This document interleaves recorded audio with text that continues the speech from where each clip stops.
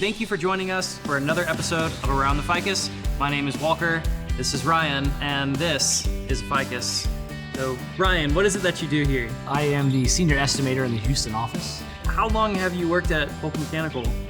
I've been here for a little bit over a year and a half. What makes the Houston office and the environment that you have here special?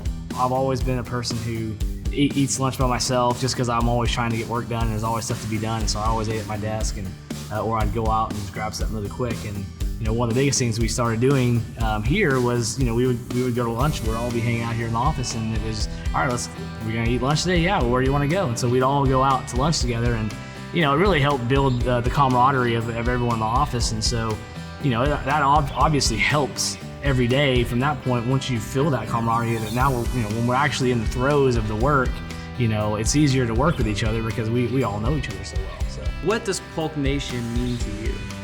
I spent my first week training under James in Dallas, and you walk through the lunch area there, and there's this big picture, and it's Polk Nation, and I thought it was a really cool painting, so I snapped a photo of it, and I've had it as my background on my phone ever since. And so but from that, not really understanding what it was, is obviously that the meaning of it has kind of evolved, but I think for me mostly it's about being one across the entire company, whether it's service or if it's you're a guy in the field, you're in the office. I mean, we're all part of the same company. We're all trying to do the same thing. We're all trying to provide for our family. We're all trying to have fun. So what would you tell someone who's considering an opportunity at Polk Mechanical right now? I tell them jump on it as fast as possible. That's a good time to jump on the wagon and ride with us.